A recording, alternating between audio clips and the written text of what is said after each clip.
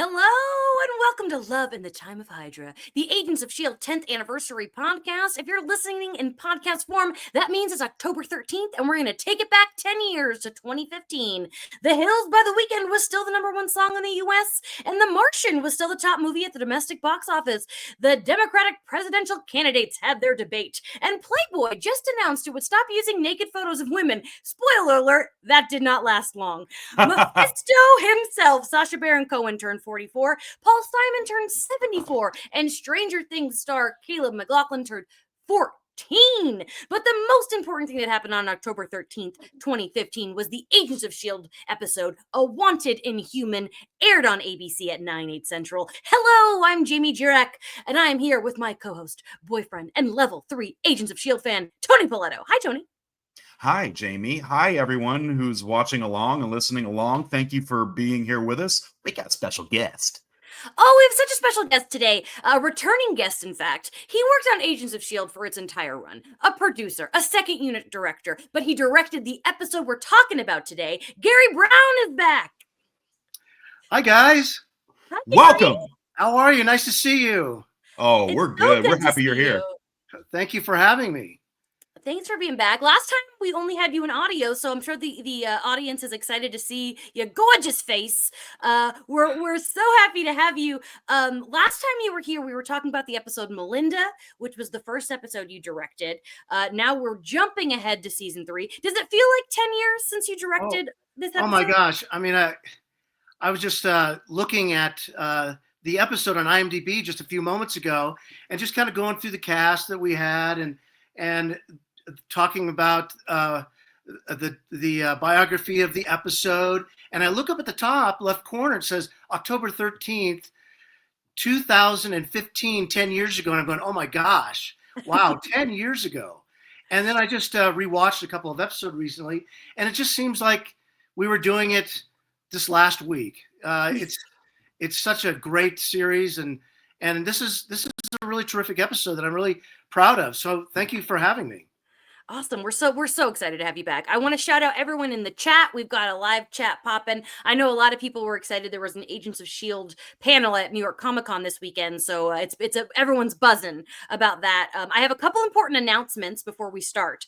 Tony and I are going out of town next couple weekends, which means our next 2 shows are at a special time. We're covering episode 4 this Thursday, the 16th at 5 p.m. Pacific, and we have a cool guest, Ethan Teller. He's working on the prop auction. Right now there's an Agents of S.H.I.E.L.D. prop auction that's going on, and so he's going to come on, talk about the 4th episode of season 3, and also talk about the prop auction and how that works and how he got involved and all that cool stuff. Then episode 5, arguably the biggest episode of the season, will be on Monday, the 27th at 10 a.m. Pacific. That episode is shaping up to be huge. If you got to work, take the day off. We're going to announce the guests later this week, but I Quit promise. your jobs. Sit in your chair. Quit your jobs. It's going to be a big one. Tony, remind Garry how our podcast works. Remind the chat. What are the rules? Okay, yeah, so I'm watching this show for the very first time, so I have not seen Agents of S.H.I.E.L.D. beyond season 3, episode 3 that we're talking about today. So if you're in the chat and you want to say something spoilery, just put spoiler alert before your comment or question or whatever. That helps protect people like me who are watching this for the first time. Hopefully we have listeners that are going on this journey with me, and I just don't spoil anything. Keep it safe, and all will be well. And reminder, Garry, that we'll kick Tony out at the end of the show, so we can talk spoilers. We're gonna say, get out of here. But right now, it's time for A Wanted Inhuman, which was, of course, directed by Garry, and it was written by Monica Owusu-Breen, who's written so many great episodes. Garry, can you talk about working with her? Listen, first of all, did you say selling off props? Yeah, this is the they've done a few auctions, and right now they just started a new one that's going on. I'll say I put in a bid for something. I mean, that's just kind of shy of an outrage, isn't it, to sell off the props? Well, there's so many though. Yeah. I mean, like, I think that yeah. everyone in the cast who wants what they wanted got it. I think this is a lot of the second, like the extra stuff, like stuff that maybe wasn't used on camera, but they made as a backup. I think is a lot of what this stuff is. Yeah. Well, listen, to answer your question about Monica, I mean, it really goes without saying. She's a terrific person, number one, and a fantastic writer. And we got along just fantastically on this episode. I was really proud to have directed one of the shows that she had written. So it was really a exciting experience for me to work with her. And again, I mean, just what a terrific collaboration. But I wasn't supposed to direct this particular episode. What happened is that, as usual, I scout all the locations with the directors that come in. And so I'm with them throughout prep. And we were scouting this particular episode. And we were down in San Pedro. And Holly Dale was the director, who's a terrific person. I've known her for a long time. She's a fabulous director.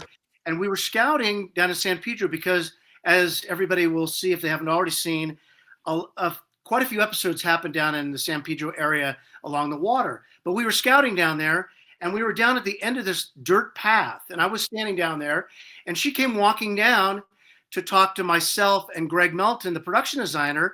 And when she walked up to us, she stepped in a hole, like a gopher-sized hole in the ground, twisted her ankle and fell to the ground. And it's like, we went, oh my gosh. And so I started to help her up. She said, oh, I just I can't move. Just give me just a second. And so we finally pulled her up and out of the hole that she had stepped into, and apparently had twisted her leg pretty dramatically.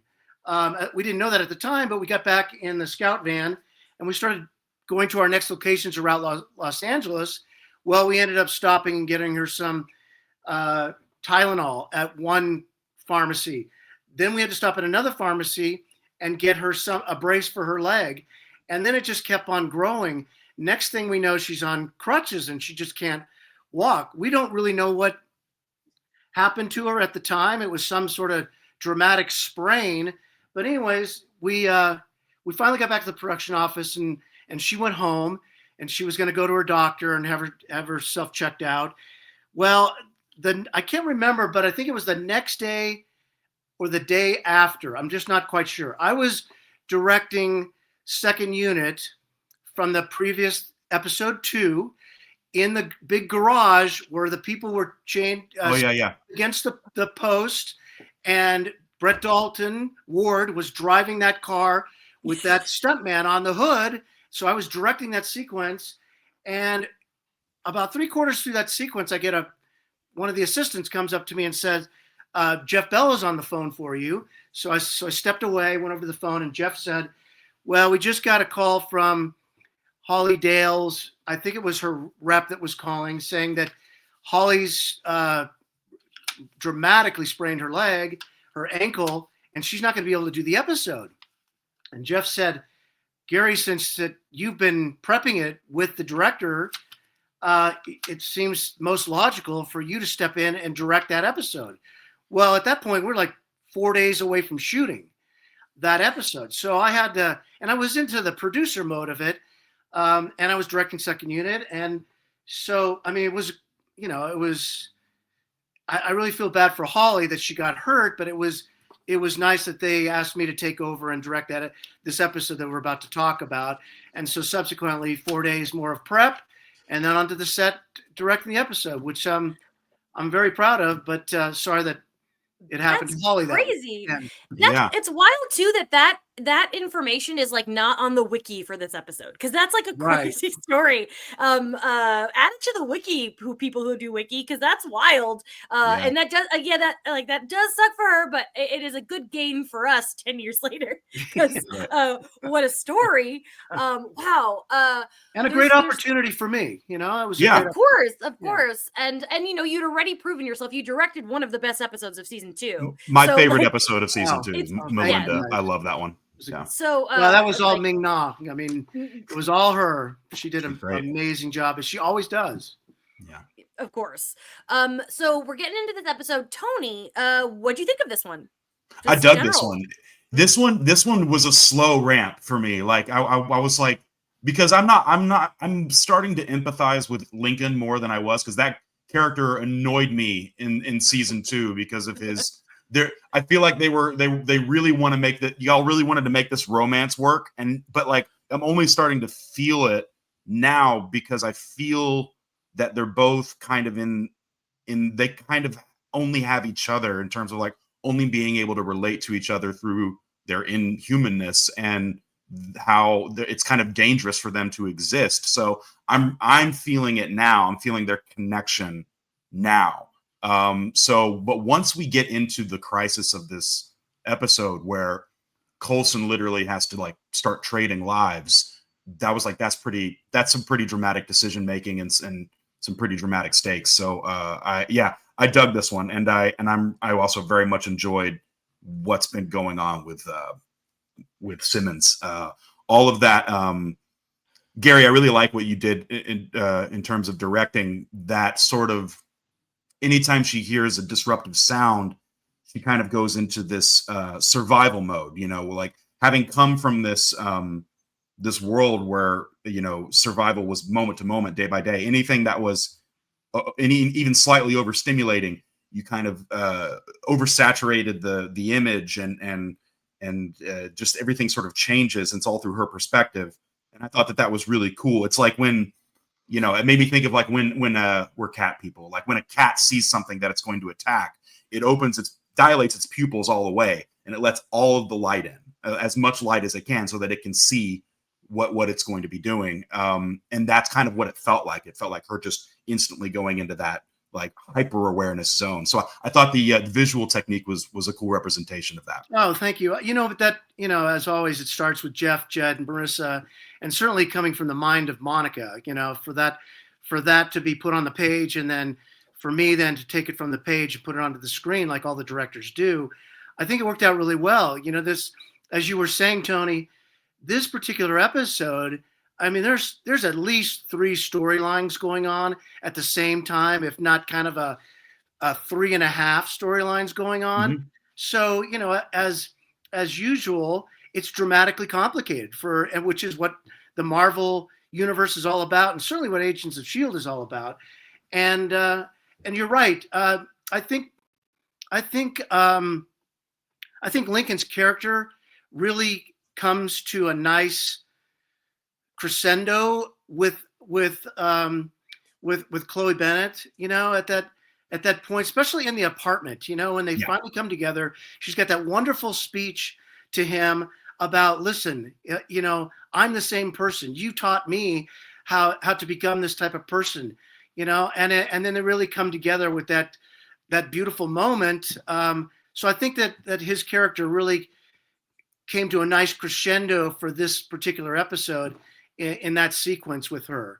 And of course, Elizabeth, plays Simmons. She's amazing all the time. And I think it's really another complicated scenario that she's in, that she gets pulled into this monolith, this liquid monolith, and goes to this other world.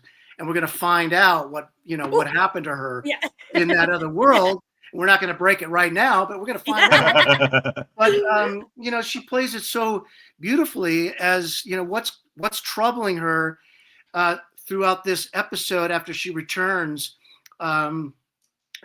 You just really wonder what did happen to her, because she plays it so well. And for Ian Fitz to jump on that bandwagon and try to console her, but also kind of wonder what's going on with her. Mm-hmm. I think it's all dynamic storytelling that, you're just anxious to find out what's going to happen and what's going to come. Damn right. I am anxious to find out. Yeah, man. 100%. Tony, I'm so glad to hear you like this one, because I was worried, because knowing it was a Lincoln-centric episode, because I took in the first scene, you literally said, and I wrote it down, Lincoln's fucking stupid. You said it out loud. Yeah. Lincoln. I'm glad you made a big leap by the time the episode ended. So that's how great of an actor Luke is. Yeah, totally. And then, listen, I hate Ward. So, but that's because Dalton's a good actor. So, no, it was when the reason I said that was when he was on the phone with Daisy, and she's like, "These are your options. I'm for real." And he breaks the phone and throws. I'm like, dude, you're screwing yourself over here. Of course, he eventually calls back for help, but but I'm empathizing with his plight here, especially when his this sort of paternal figure it dies without him having touched him or done anything to him. And now the target's on his back in that way. So yeah, I am developing empathy for Lincoln outside of when he was, being Jia Ying's sort of, emissary and bringing Daisy there and everything like that. I was like, I don't like this guy, but now I'm developing some empathy for him. Yeah. Gary, I want to talk about, especially in the beginning, like Lincoln has really cool powers. Like he might be a little lame, but the powers are awesome. And the scene where he's like, he in the opening especially, can you talk about filming that? And then I assume a lot of that came down to Mark Kolpak. What were you seeing in real life in that moment? I mean, absolutely. I think, that's I watched that a couple of times in the last couple of days. I mean, that's a really dynamic scene, and what a creative way to put a kind of like a force field to keep his pursuers from coming any closer to him. But it was a combination of the art department, certainly, the physical special effects department, who created the initial sparks that came off the tower, and then of course Mark Kolpak and his team added the rest. And it was a completely dynamic scene. We shot that out at Disney Ranch, because Disney Ranch it has a variety of looks out there, so it really worked. All the chasing sequence that happened at the very beginning of the episode, that was all at Disney Ranch, with a combination of aerial shots, and then me on this this kind of, for lack of a better term, this kind of golf cart mechanism that we used to put the cameras on and race alongside the actors as they're running through the forest.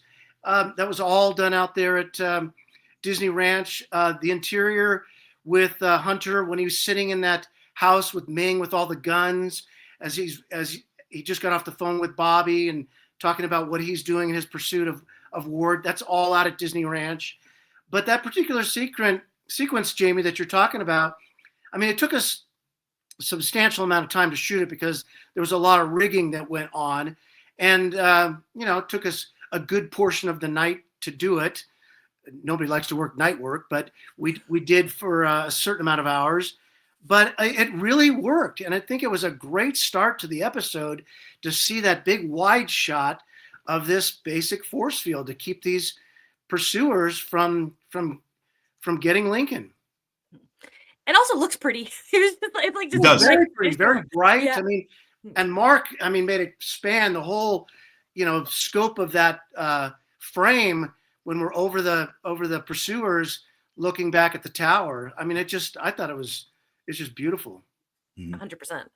Meanwhile, we got Hunter and May are on their quest to find Ward. I think it's really funny. They meet up with Hunter's mate Spud, who knows him as Richie. I really love the line where Ming is like, "Great, as if you're not hard enough to understand already." Yeah. I feel like the Blondie shirt that Ming wears in this episode, it has kind of become iconic. Do you remember the choice to put her in that T-shirt at all? Yeah, that's a really good question. And I was kind of over noticing it this episode too, because she looks so cool and badass in it, and good look. And not that she doesn't look badass all the time, but this kind of it gave her a different dimension, that we really don't see that often in her.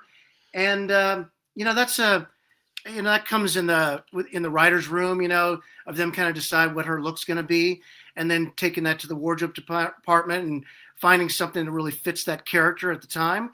But it really fit, and it turned her, it brought her into that world of these guys and these outlaws, if you will, especially in the Fight Club. And it was just such a terrific sequence. That the sequence at the bar, quite frankly, I thought it was a little annoying, quite frankly, because you can't understand these guys, and you got to read, thank God there's subtitles, because that's the only way you would understand what's going on in that scene. But again, that's the joke, I think. Again, a testament to what great actors those guys are and how they can pull that off. But it was a little challenging to shoot that scene with those guys, because when you're trying to listen to the dialogue at the same, and watch the monitors, and this Melanie, the script supervisor's sitting there and we're trying to listen to make sure they're getting all the words right. But those guys are such good guys and terrific actors. It ended up being a lot of fun. But Absolutely. It's a fun scene to watch. and what a surprise too that he double crosses his friend, in order to, yes, what a surprise.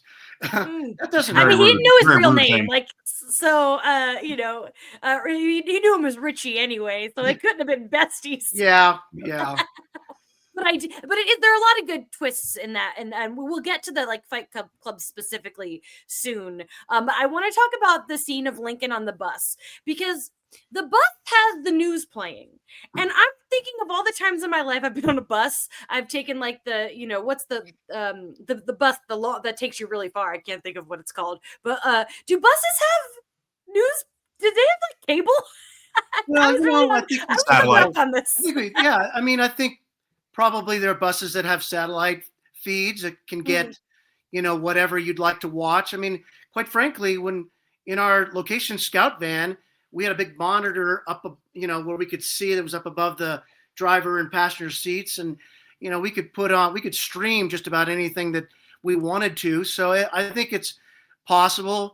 Did that whole bus want to be watching the news while they're traveling? Who knows? But Too I bad. mean, They took a vote beforehand. Everyone's in the comments saying Greyhound, but I was thinking Megabus, which is what Jeremy said. I took a lot of Megabuses when I lived in Megabus. Oh, Chicago. yeah. The double Did you deckers. film Did you film on a bus? I'm always interested in a small space like that, how that works. Yeah, it's always tricky to shoot on a vehicle that size, because normally, when you're shooting in a car and doing scenes in a car, you're either towing the car, and then so you can mount all the lights and you can wire it up for sound, and the director and the cinematographer on the insert car, which is the car that tows the vehicle. But on a vehicle this size, you know, in the feature world where they've got much more time than we do in television, they would figure out a way to tow that vehicle. For us, we got to move fast, or as fast as we possibly can. So generally you have a stunt guy driving something like that. And we get out on the main streets and with police escorts so that we're not interfering with traffic or traffic's not interfering with us. And then we can run the red lights. But it's also tricky for the cinematographer and the grip and electric department because they have to light a vehicle like that so that we can shoot in it. And, our DPs, our cinematographers were so incredibly great and fast at what they did and used a lot of available light that particular sequence did not take long to put together.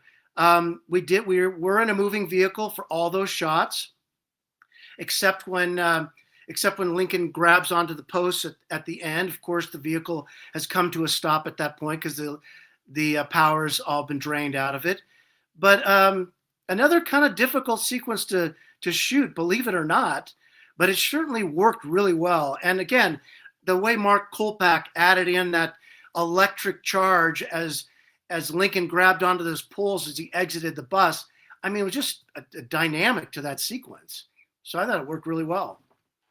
I say this every time we have somebody from the show on, but like Tony and I are such film nerds, we're LA people. And every time we have somebody from the show on that is like getting real technical, I'm just like, yes, give me all these details. Because it is really fascinating. You watch a network show and you just don't think about the amount that goes into every little thing. Like, and especially on a smaller budget. So I love learning about all of that. Well, I figured you did because when we talked this week by phone, I said, "What are you doing, Jamie?" "I'm watching a movie." That's what we do. That was really fun. Just a fun little story for the listeners.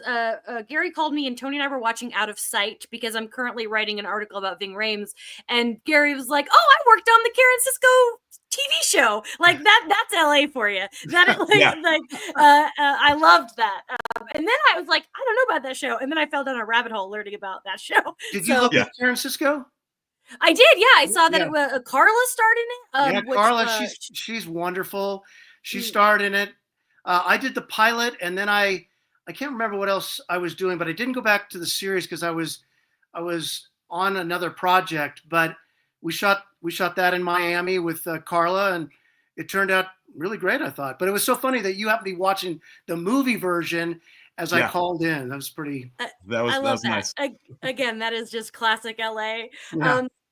So a theme that I love in this episode is Fitz kind of taking Simmons around the lab, kind of getting her reacclimated. I just love that they're holding hands. Garry, huge news over here on Lidopod. As of last week, Tony is a Fitzsimmons shipper. He's rooting for them as a couple. It took a year and a half, but it's finally happening. Well, Yeah, I I hope mean, you're I going to be think pleasantly surprised. I hope so too. Hope so. I obviously love both of those characters, but season one, it's major brother sister energy. Season two, things change where there's this massive rift between them, and it's really sad and tragic. And the fact that they have reunited on these terms of a rescue has deepened their relationship even more. And then this episode it deepens even more. So yeah, I'm into them as an item, and I just want them to be well. Well, I hope you're going to be pleasantly satisfied, like I was saying. Me too, buddy. Who knows? Yeah. Who Who knows? knows? They could both die next week. We just don't know. One thing I do like about this episode a lot is that we are dealing with like different couples, potential couples, in different stages. And one moment I really love is the Bobby and Hunter phone call where they hang up and May's like, "You lied," and she goes, "She knows I'm lying, so it's not really a lie." I like that dynamic a lot. And then Hunter starts grilling May about Andrew. And I just want to ask you, Tony, how you feel about May dropping the bomb that Andrew left her. I guess I didn't really feel like a bomb to me because I remember it is information. I didn't know that, but like when we were in when we do the Melinda episode, we get an insight into their life before her crisis, where she became the cavalry. It stands to reason that the fallout of that experience would send her on a spiral, and that him being a mental health professional would probably make the choice for himself to leave. It's not. I didn't feel like a bomb to me. It felt reasonable. Okay, that's fair. Because I mean, she's a complicated person, Melinda. You know, and but she holds it all internally, and then seems to take it out on the bad guys, which is great. But yeah, I think that's one of the many beauties of this series is the way that Jed, Marissa, and Jeff, develop the relationships and the multi-relationships that span this series. And when you have that many personal, close relationships going on in one episode, like this one that we're talking about, I mean, that's quite the personal dynamics on top of their professional dynamics that are certainly weighing heavily on them constantly. Yep. Yeah, and that's a good segue into kind of a new relationship that's going on. Is this repartee between Roz and Coulson? They're I'm really into it. I knew Tony would like. Okay, are you shipping this, Tony? 100% already into it. Like it was the car. It's the car that did it for me. She rolls up in that sick car and she's like, "Eyes up here." I'm like, "Oh," he's like, "What's the name?" It's a car, but it's a he. And like, I'm just like, "Oh, these guys need to get together." And like, I do think that I like it because Coulson, he has a line in here. I wrote it down. "I'm done fighting with people over who gets to fight the real fight." Which is actually weird. Jamie and I watched in honor of Diane Keaton. We watched Reds last night, which Jamie had never seen, and that's very much a kind of a part of that story with Warren Beatty dividing up the Communist Party of America during the second act. It just made me think of that, But I like this idea of like I like that he's trying to mitigate a relationship. He did the same thing with Edward James Olmos last season. Mm-hmm. He's not trying to win. He's trying to create this common ground. He's my favorite character in the show because of he's intelligent like that. He's compassionate like that. And so I'm very much into these two getting on the same playing field, having a working relationship that is supportive of their common goals and also them having sex with each other. This is what I'm here for. Yeah. So. Fingers crossed. Well, yeah. I mean, Coulson Clark navigates those situations extremely well. And to go back to what you were saying, Tony, I mean, for Coulson to have the red Corvette and for Rosalind to have the black Thunderbird in the similar age range of the cars is just kind of like an interesting, I mean, it's an interesting play on the two of them, you know, and the audience, I'm sure, is going, of course they're going to get together. Look at, they have the same taste, even though they're in conflict with each other. And they're both kind of tossing the ball back and forth and navigating that conflict the best they possibly can. But, you know, two great actors that can really maneuver through those scenes. Oh yeah. Do you remember the choice of that car? Do you remember like where it came from? You mean how did that come into play? Yeah. I think exactly like what we're talking about. It's like it's kind of an equal contrast to these two characters, you know. Let's don't just give her a standard Crown Vic, you know, car to drive. Let's give her something that's got character, just like Coulson, because maybe she's the, you know, female version of Coulson in her own way. And I think it just worked so well. And you know, I really creates a relationship. I really thought about it, how to introduce that car, you know, and especially when we're down there in San Pedro, which is one of those scenes I was talking about earlier, and to start on Clark standing there and for me to come around with the Steadicam and come all the way around to see Clark's face, and then this car pulls up behind him. It was something that I thought about for quite a while, and I really wanted to do because I just love those Steadicam moves anyways. And it worked, and it introduced her and that car for that scene, I think, in a very specific way. Yeah, I wish I could go see it somewhere. Like, it's got to be somewhere, that car. Someone's got to have it. Before we move on, I want to bring up the fact that, like, Tony, you're instantly shipping them, and I watch this now and I'm like, oh my god, they have so much chemistry. They're both like really hot in a very specific kind of way. But I've talked about this before, but what's so funny is when I was watching this for the first time, I wanted Amy Acker to come back as the cellist so bad that I just was like, had blinders on. It didn't even occur to me to think of these two as having chemistry because I wanted to see Amy Acker again, and as I've already said on the show, we're never seeing her again. So yeah, you did release me from that expectation. Yeah. You're very smart about when to tell me not to get excited about something, and you know those are the only spoilers you ever give me. When I'm like, cool, like in season 1, I was like, invisible assassins, and you were like, that's all we're gonna get, and I'm like, son of a bitch. So. Yeah. Exactly. It's like, oh, you're talking about Buffy season 1, Invisible Assassins. Oh yeah, that's right. Yeah. Sorry, I get my Whedons. Right. I really love the scene between Daisy and Gemma where she brings her the flowers to help her remember her name, and I like it will continue to grow as the series goes on. But their friendship is just a really beautiful part of Shield, and you're so invested in her and Fitz that you forget. So I like that we had this scene, and I don't know, I feel like, Garry, there's got to be something special just about directing a scene that's such a rich just dialogue. You don't have to do much because the actors are just working hard here. Yeah, and I think as we were talking earlier, that there's three and a half storylines going on here. This is kind of the other half storyline that's going on between Daisy and Simmons, and you know it's kind of a nice friendship that they have. It's particularly, well, not particularly in this episode, but I think all along it's different than when Bobby has a conversation with Simmons. You know, it's not, you don't feel the heart as much because, you know, Bobby's a new party to this. She's a new person to this party. And Daisy's been around since the beginning. And I think they've just formulated that relationship where it really comes across as almost a sister-sister relationship, as opposed to a friend-friend or a colleague relationship. And I think that's really what's nice and sensitive about it. And both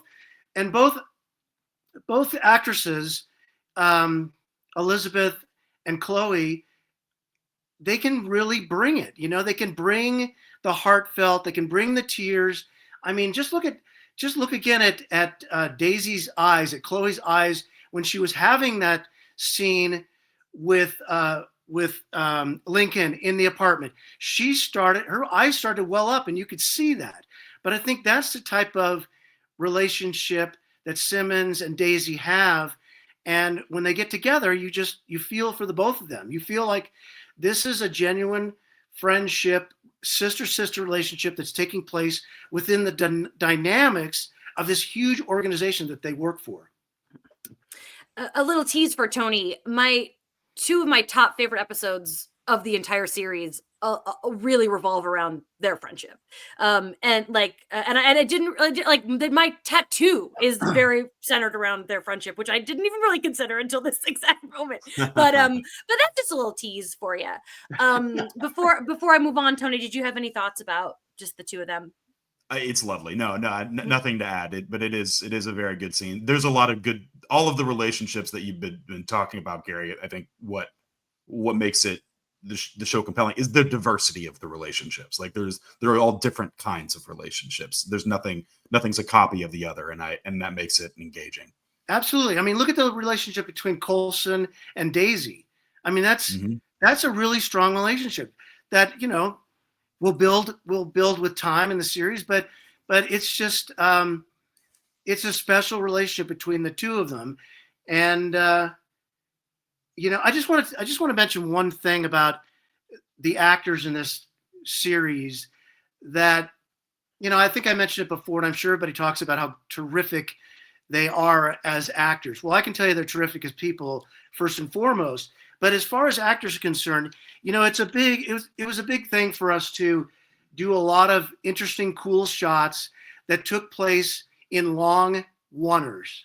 So, for instance, in this episode, when Coulson, Daisy, and Mac are coming down the stairs, that's all one shot from the top of the stairs all the way down to the bottom where they pause, all the way out into the hallway, all the way down to that point where they stop, and Coulson sends the two off in two different directions, and then the camera swings over and we pick up the next scene all in one shot with Fitz and Simmons. Well, I mean, I was watching that again today, and to think about what the actors have to go through technically on a series where they're in 4, 5, 6, 7 scenes a day with a lot of dialogue. They have to go home at night and learn their lines for the next day, and then come back in and do a long scene like that where, I mean, Clark was absolutely amazing in that scene. He, to get through all of that dialogue in one shot, and not to say that we did it in one take, we did it in a couple of takes, but I mean, Clark got through that entire scene perfectly, and it worked, with all that dialogue. So, I mean, I don't think it's, maybe not enough people stop and think about that, of what they go through, especially in those big, long oneers, to deliver the lines, play the characters, and make it work. And hit their marks. And yeah, it also just makes the space feel alive, which I really appreciate a shot like that, especially when you're working with a budget that's comparable to other network television shows. When you see something like that, it feels lived in. You feel the space. You're not having to hide anything through editing. It's not something I'm thinking about, but it's something I'm feeling. I'm feeling the scope of it and the scale of it, and it feels tactile. Yeah, and all those spaces have to be dressed. The sets have to be lit. The Steadicam operator's got to be on it, which he always was. And to get a shot like that, or a shot similar to that, I think is just a testament to the actors and the people that are putting it together. Yeah. Tony knows I'm such a sucker for a wonner. Like that is like so my thing. And if our listeners, if you have not watched the Apple TV Plus Emmy-winning show, The Studio, it's hilarious. But there is an episode devoted to trying to get a one shot, and it's hilarious. And if you want a little insight into how everything could go wrong in a oneer, check that out because it's amazing. We have now is the kind of big scene where Lincoln is at his sponsor's house. Shout out to Daniel Roebuck, great actor. Things get really bleak quick. Like he gets the bat and then he electrocutes him, and then the guy has a heart attack. Which I feel like, Tony, you kind of laughed because like, how could this get any worse? Yeah, I laugh because it's so tragic. You know, that's I there's like some writing rule, I think, something to the effect of like the audience doesn't tolerate a Deus ex machina that makes things better, but they do tolerate a Deus ex machina that makes things worse, and that is one of those that just made his situation absolutely worse. Tony, Yeah. I think I mean, that's exactly right, Tony. I mean, to think of, Monica writing that scene that is Lincoln's on the run. He finally gets somebody to help him. They go back to the apartment. We got a little moment of like, okay, I'm safe for the time being. Then, of course, the television comes back on again, Jamie, where it lets somebody know that there's something bad going on here. And then, of course, he's thinking he's going to escape from all this. Well, the pursuers are coming, and then all of a sudden, hey, let's throw the guy getting a heart attack in at the same time that all this is going on. I mean, it's just keeping the tension, the tension up constantly, the moving forward of the scene up constantly, the dynamics of the scene up constantly. I think that's what Agents of S.H.I.E.L.D. is all about. Yep. Oh, yeah. We already talked about the Coulson and Roz and the beach scene, but I do want to mention one thing that we didn't talk about, which is her making jokes about his hand. I think about that moment a lot because I think it's kind of brilliant where she's in that jokey mode that they've established, but like genuinely feels bad when she finds out that he just lost his hand. And I don't know, I don't even have much more to say. I just really, really like that bit of writing. Yeah, well, she's sour about the hand because he used it to escape from her, which that's what gives it the color, and I like it too. And you wonder if she really means it or not. Is it just kind of offhandedly? But I guess there's offhandedly. Come on, Gary, take it easy. But I mean, again, Clark plays it well. That he doesn't have a hand. That this is a quote unquote prosthetic of some sort that he's got going on. And yeah, I mean, it's a really good scene, and does it show some soft side to her? Maybe. Yeah. Then okay, we got the Fight Club. This I'm sure was a challenge to shoot because you've got two guys just beating the crap out of each other in a bit of a small space. Can you just talk a little bit about getting this done? Was this all you? Was there any second unit going on in this one? Well, I mean, I directed all the second unit for the series, except for maybe a couple of days. But that was a scene that we all knew was going to be a very difficult one to shoot. A lot of people in that scene, a couple of fights going on. Just to shoot the first fight in itself. Of course, when you're scheduling your day out, you don't want to spend too much time on that initial fight that's coming from their point of view, and not with the main actors. But with, there's a big crowd there. There's a whole second scene going on with May and those three guys that take her in a back room.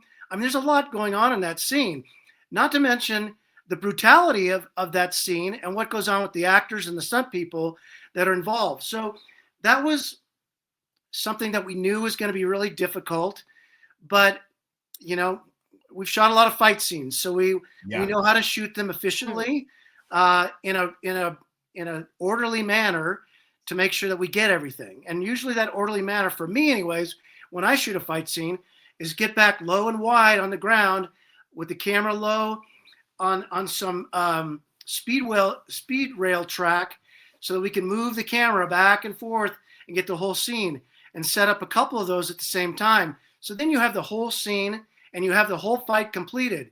Then you can start marching in and get the coverage of that fight scene. And if you happen to miss something at the end of the day, you got the scene because you started out low and wide and covered the whole fight from those angles. But yeah, we knew that was going to be a challenge going in. I mean, Nick, who plays Hunter, he was amazing. He was a trooper throughout that scene. He got beat up mentally and physically in that sequence. But yeah, I mean, it came together really well. But every time I watch that, my skin crawls a little bit because we know it's going to be tough going in. Mm. Yeah. Tony, I thought of you in the moment where when May kicks those guys' asses, and she was like, "How do you feel about not telling anyone that a tiny little Asian woman kicked your ass? And I'm like, I don't know. Like, if I heard that, I'd be like, oh, that must be a badass martial artist. Like, because Yeah. we watch a lot of kung fu, a lot of martial arts movies. And it was like, that actually sounds exactly like the kind of person who could kick some ass. No, that's par for the course. Yeah. Yeah, that's literally special to her and the region she hails from. There's a stunt guy in this, Gary, that I recognize because he's got such a specific look. This big, bald dude with a huge beard, and he's got that look. I always recognize him. I know Ben Affleck kills his ass in The Accountant. I know Denzel Washington kills his ass in Equalizer. I don't know his name, but because he's so specific, I'm always like, that guy. I know who you're talking about too. He's a rough-looking guy, but he's a super nice guy. Cool. He's done a lot of big movies, but he is kind of, you can identify him pretty well just because of those features that you just mentioned. But yeah, I mean that scene with Mei in the back room with those guys, that was another, really cool fight sequence that I've done a lot of fight sequences with Ming, and she is so fantastic at fighting. And but again, it just, that shirt that you brought up earlier, Jamie, fits that role. When she's standing there in those low wide shots that we did on her, she just looks so incredibly badass in that cut off kind of biker girl shirt, and but that sequence was, I mean, she was great in that. She was really great in that. 100%. All that good stuff. And then this is where like the kind of episode all ties in together. They go to get Lincoln, but then that's when like Roz plays her hand. She's like, I know about this woman you have that's clearly an Inhuman on your team. And so Coulson has to make the tough decision and not only give them Lincoln, but then Lincoln gets away. So his only other option is to basically give them himself. Which like makes sense, maybe he should have done that before giving up Lincoln, but because now poor Lincoln's out there again running around. Yeah. So imagine how short the story would be. Yeah, sure. Oh, Tony, how'd you feel about this whole climactic moment? Yeah, it's what I've always been saying. Coulson makes tough decisions. He leads with his heart. He was not about to let Daisy get apprehended by these guys. So he did it. It's just, yeah, it's a nicely assembled tragedy because she convinces him to come to their side. And then Mac comes in, and the defeat of Mac really speaks volumes. His performance in that one line of like, plans changed or whatever, it's just like, oh, like you could tell that stung him. Mm-hmm. And so now Lincoln has been made a promise that isn't coming true like that. So bummer. Yeah, bummer. And now he's on the run again. Yeah, I mean, Coulson's a pure leader, and he proves that constantly. He's there first and foremost to protect his team, and then second to protect the rest of the world, if you will. But he plays that so well. That's his job, or that's his jobs. And it's just such a perfect character for Clark because Clark, I mean, he plays Coulson so well because there's a lot of Clark in Coulson, and Clark leads with his heart just like Coulson leads with his heart. It's they're leaders, and he's there to protect his team, and he certainly is doing it in this episode. Yeah. It's so true. We then have it's like, oh, all this action went down, but there's still more to come in this episode, which I love. Like you said, there's like 3.5 stories going on, and we get this beautiful tragic scene where Fitz takes Simmons on their date. The whole restaurant he cleared out. He's so suave. Like, I'm getting emotional. Jem's getting emotional. So much is happening. I have a lot of I have things to ask both of you. But first, Gary, can you talk about just like this restaurant in particular? Because I know that closing down a restaurant is kind of a beast for a shoot like this. Yeah, I mean, it is. I mean, it's certainly, we usually shoot there in the mornings because those restaurants like that are not open in the mornings. So it's easier to maneuver around their lunch and dinner schedules, and it's a little bit less expensive to do that. But I mean, that was a beautiful restaurant. I think it was in the Long Beach area. I'm trying to remember exactly where that one. I think of out of all the locations in this episode, I was trying to remember where we actually, but I think it was in the Long Beach, San Pedro area. But yeah, you're right. The dynamics in that scene between the two of them are coming from two totally different places, because Fitz is doing nothing. He's doing everything he can to not only save her, which he did, but then to bring her back and try to bring her back to the old Simmons that he knew. And of course, what's coming up in the future is what happened to her when she was gone. And that's what, that's troubling her. And this whole coming back to reality after getting swallowed up by this monolith and coming back, it's troubling her. And it looks to me like it's troubling their relationship, and certainly it's taking her a while to come back from it, understandably. But I think that was a really beautiful scene. I loved shooting that scene. It's always a pleasure, when those two are together, because they bring their feelings, just like you were talking about with Chloe and Elizabeth in that flower scene. So, I was really looking forward to shooting that scene with the two of them, and we were able to do some really nice shots and some really nice work with the both of them. As I kind of recall, we didn't. I don't even think Elizabeth may have known what was coming up or why she was totally feeling that way, and I certainly didn't. And we're directing and acting in those scenes, but it was something that it made sense at the time, not to fully make it known. I think Elizabeth knew more than I did, quite frankly, and she brought it because of that. But yeah, it was a really fun scene to shoot and some terrific acting going on there. I won't say what, but I will say there's a trigger moment that happens in this scene that we find out later what that means. Yes. And but it's so subtle, like you might not even it's like I've seen them so many times that I'm like, oh, okay. And I wrote in my notes trauma swap, because that's the Fitzsimmons thing. They're swapping trauma every season.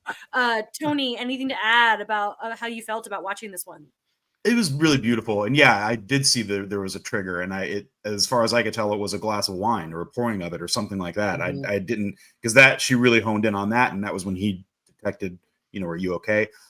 It's a really beautiful scene. I'm really, really proud of Fitz. I mean, he has a little conversation with Bobby about patience, and that's really he's exhibiting that here. He gives her space to cry. This is a space that he has. Feels very safe, feels very warm, and it's just the two of them. He doesn't make a fuss. He doesn't try and say the right thing. He just sits next to her. He holds her and he lets her cry. I'm just really proud of him as a character for exhibiting the emotional intelligence to just be there, and to not try and solve a problem. He clearly knows her. He knows her intimately enough to make these decisions, but it's a very, very strong character moment for him, I thought. Yeah, and it was very heartwarming. I mean, because Simmons says, "Oh, you kept the reservation." Yeah. And emptied the restaurant out for her so she would feel comfortable. Yep. So he was doing all the right things, all just going above and beyond. And I think that's what really tore at her heart even more, that it was not just a dinner out. It was something that was special to them, remembering the dinner, clearing the restaurant out, making it so lovely for her. And because of what happened to her, it really pulls on her heart, and it came out. I got chills. Because and like the rest of the team, Bobby and everybody's doing a good job in caretaking her and giving her space, but there's been expectation, Fitz takes her to the lab. Look, it's your desk. There's an expectation that how she has to react to that and how she has to behave to that. And the reason this scene worked is there was no pressure. You don't have to be anything right now, which I think was what really made that sing, that final moment. So I liked it a lot. Before we talk about the end real quick, Gary, do you have a hard out? Because technically we have 5 minutes left, but we could go 10, 15 over if you don't have, if you're okay with that. Oh, absolutely. Awesome. This Great. is fun. Great. Oh, good. I'm glad. Awesome. Love to hear it. We're having so much fun hearing your stories, so we hate to cut it off. So awesome.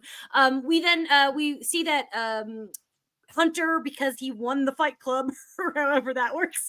He's now taken to one of Ward's minions of Hydra. Tony, did you clock? This is one of the many episodes. Where was Ward? You don't see Ward. That's okay. He Ward can fuck off. He's such a bastard. No, but I did think it was funny that, like, you know, Hunter walks in there and like, oh, here's the bad guy, and I was like, I watched Baby Von Strucker kick your ass with a laptop, like, and he's in there sitting in a chair like he's tough. I'm right. Like, yeah. And then we see the logo on the Hydra on the wall. Pretty intimidating. That's a cool reveal. Yeah. You know, by the way, you just brought up so Spencer, so he did such a great job over the course of his run on the series, and it was very. So I directed an episode of SWAT a few months ago, and we brought Spencer in to play the guest starring role. So it was really a blast for me, and I think for him too, that we worked together again outside of Agents of S.H.I.E.L.D. He's really a good guy and terrific actor, and he's got such a huge backstory as, you know, Russell Crowe's son in Gladiator, you know. Yeah. But Unbreakable. He's had some nice run of work, and anyways, he had a nice arc on this series and did a great job pulling that off. Totally agree. I like watching him because that's a character that's like, like it's a character that sucks, but in a good way. Like, we want to hate these characters, right? Yes. Then we get the post-credit scene. Gemma's in the lab and she says the line, "I have to go back," which to me, like, so Daniel Roebuck is in this episode, and I know him best from being on Lost, and "We have to go back" is like the big Lost cliffhanger of season, I think 3. And do you remember, was that purposely, was like that a little hat tip, like, we've got a Lost actor in here, we're gonna give a little Lost nod? You know, that's entirely possible. That would be certainly, you know, a Jed, Marissa, Jeff, Monica question. But they do come up with, you know, on a regular basis, little subtle nods to certain things inside and outside of the universe. So that very well could have been a nod to that. I also think, you know, it was a nice full circle where Gemma was seeing those rocks in the laboratory early on in the episode. And she kept her eye on it. And then we come full circle back to, she's now back in the lab again by herself, looking at the rocks, feeling the rocks, thinking about what happened to her back there, and knowing that whatever happened to her back there is important enough to go back to. So I thought that was a nice way to round out the episode with a full circle experience with that piece of the monolith. Tony, how'd you feel about that reveal? I'm chomping at the bit. I want to know what that place is. I want to know what happened to her there, and I want to know what's going to happen when she goes back, if she goes back, why she wants to go back. This is you know, like season 2. I mean, the writing on the wall of, you know, this compulsion that, you know, Clark had to just keep carving out this alien formula, or ultimately a map. But like, it is that kind of thing. I was like, y'all can stretch this out as long as you want. I'm in. You've got me. So like, I am enjoying that. As an boy, did the writers stretch it out? They certainly did. I bet they did. I can feel it. I can feel this going on for a season. There's a lot coming, Tony.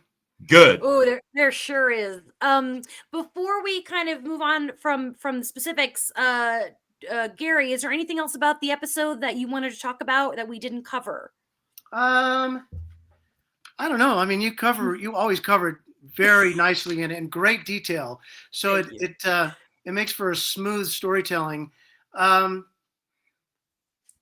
just think the dynamics of the different relationships that we talked about, the performance of the actors, the wink wink back and forth with Coulson and with Rosalind, you know, I think it just all blended really nicely, you know, and the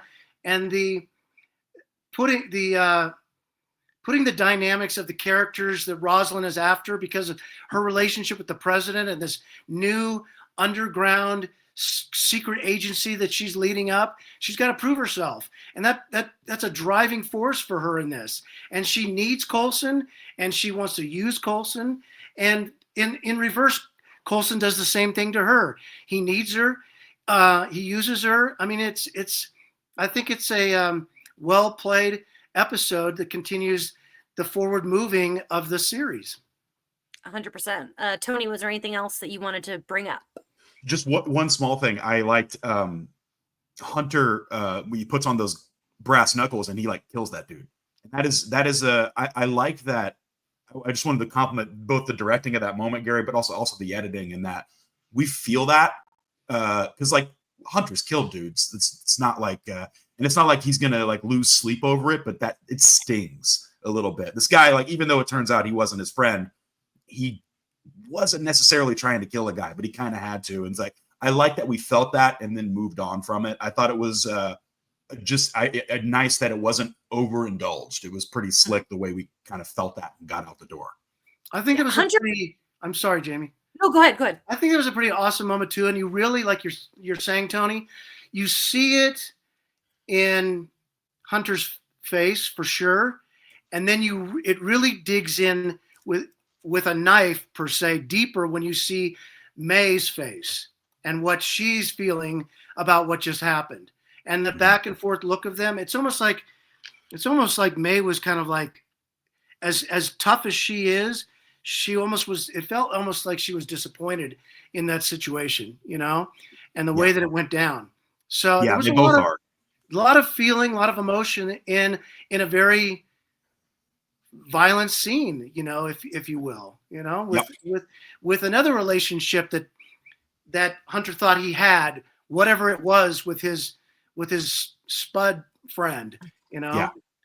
So a lot going on behind the scene, in the scene. Mm-hmm. Absolutely. One thing I like about Hunter is like he's willing to kill, but he's not a killer.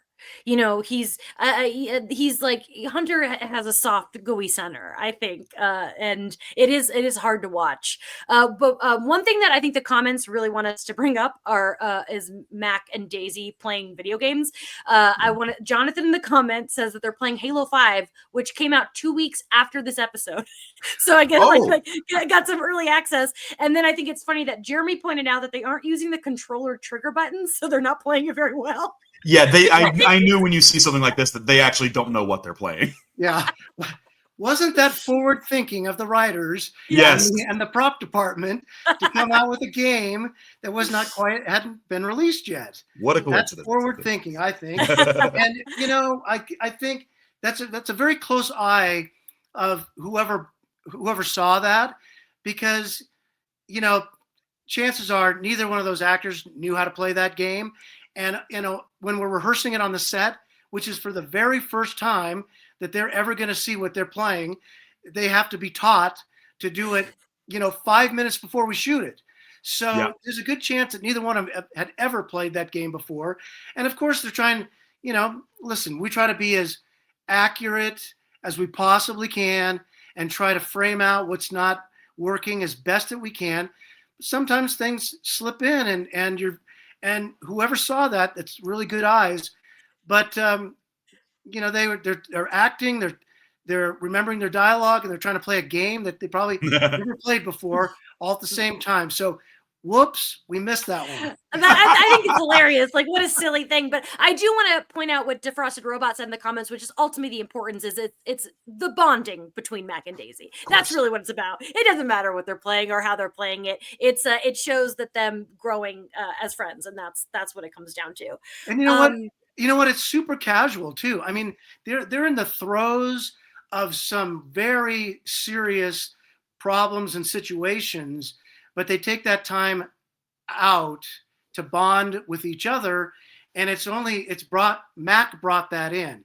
He's the one that knew she was going to come in there and that there needed to be a close moment. And this is the way to do it, as opposed to just standing at a table and saying, hey, what's up with you? You know, it's kind of another friendship moment in this group of colleagues and friends. 100%. Garry, I don't remember if we were doing this yet when you were on last time, but we do a thing now where we pick an MVP of the episode. It can be a character, it can be an actor, it can be a potted plant. Like, you don't have to take the question seriously, but you can take it really seriously. You can call yourself as the director the MVP, and we would respect the answer. I'll give you a second to think about it, and I will let Tony answer first. Tony, who is your MVP of this episode? It's actually really hard. It's really hard because there's so many good. If I'm picking a character, it's going to be Fitz or Simmons. I think I'm just going to say Fitzsimmons. I'm going to do Fitzsimmons together as MVP, both for their performances and for just the way they made me feel being together again. It's Fitzsimmons wins for me. I like that. My answer was just going to be Simmons. So, but I like that the fact that you're thinking of them as one is really making me happy. It's So, happened, baby. Garry, do you have that MVP? I mean, this may sound kind of cliche, but I think it's the ensemble of the whole cast. No, Because that's great. without That's it- a great answer. Without that It's your ensemble, cast. without that ensemble, the story would not come together in all the ways that we just discussed. Dynamically, emotionally, character-wise. You just have to have a cast like Agents of S.H.I.E.L.D. to make it work on a regular basis. You'll see, Tony, as we go along, the ball was not dropped throughout this series. And my wife and I were commenting about this today as we were watching the episode together. Without this cast, it wouldn't have worked. And they're all specific, they're all different, but they all, like you said, Tony, they all lead with their heart. And that's really what brings these characters together, is the heart of them and the heart of the show. Hell yeah, man. Totally. I love that answer.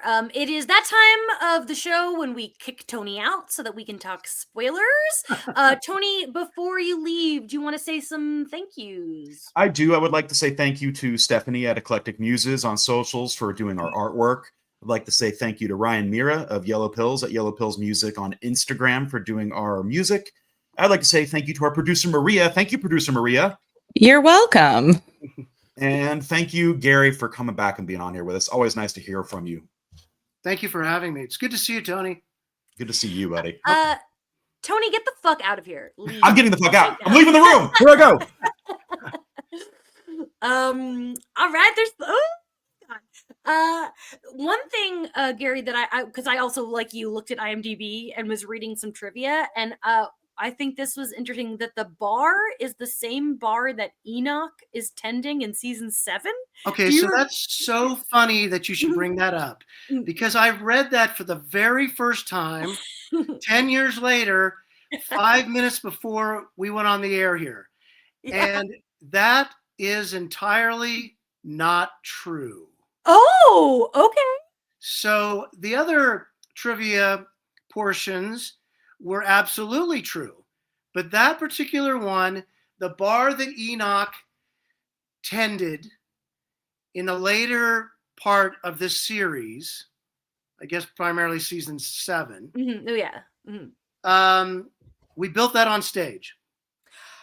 Oh. And that was more of, if you really look at it, when you get to season 7, that was more of a tiki type bar that Enoch was dealing with than the kind of iconic Irish pub, if you will, that we shot in on this episode.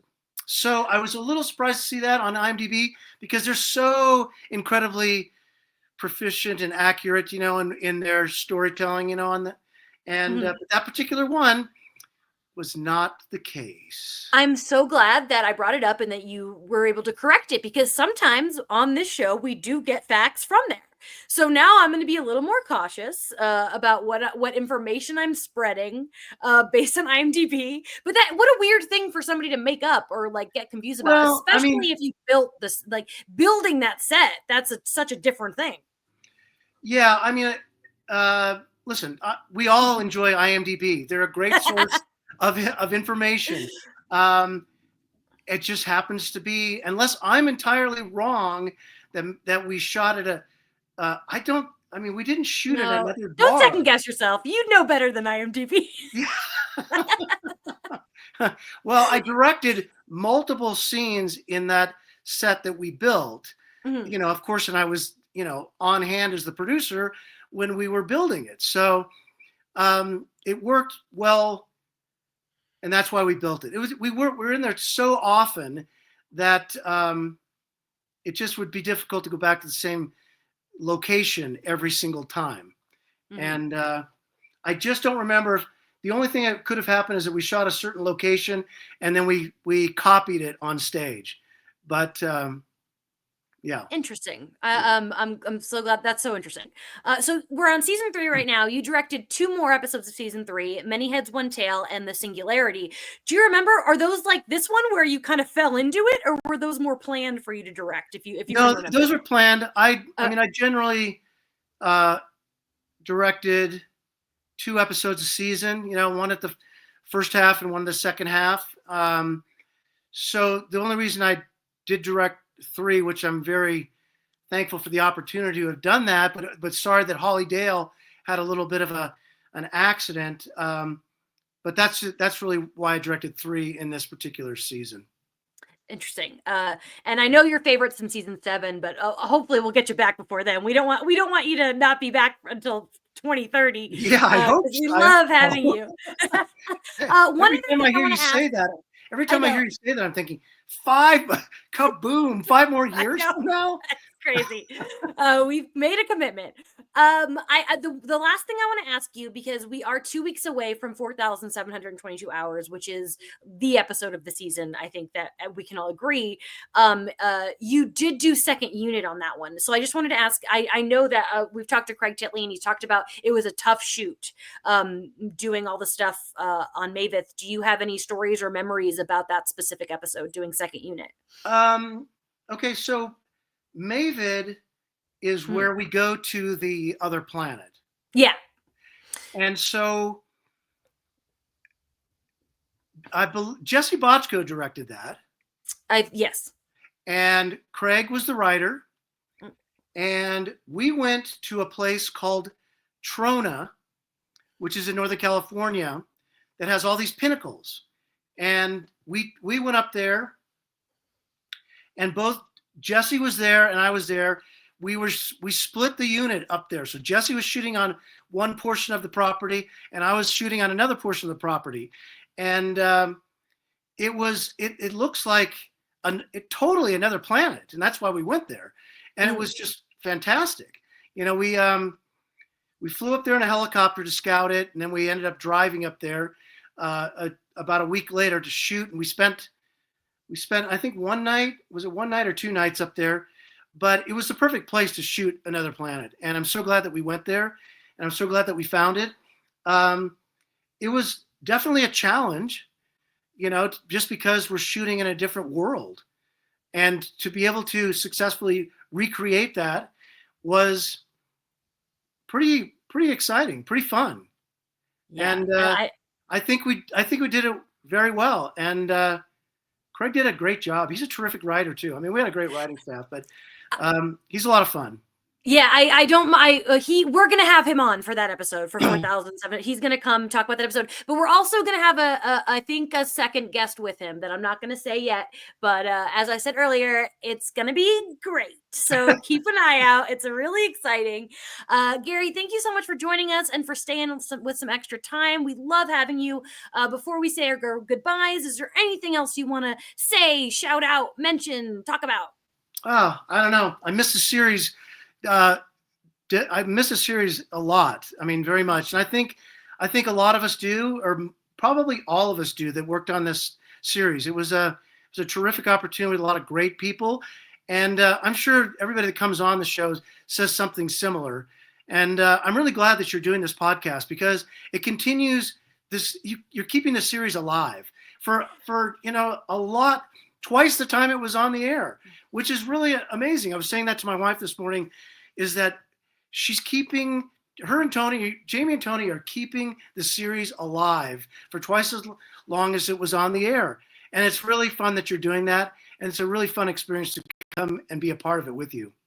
Thank you so much. That's exactly why I'm doing the podcast. Like, I just want to talk about Agents of Shield for as long as I can, and I'm grateful to people like you who are you and DJ. We had DJ on again, like people who just like to come back and talk about the show. It's so awesome.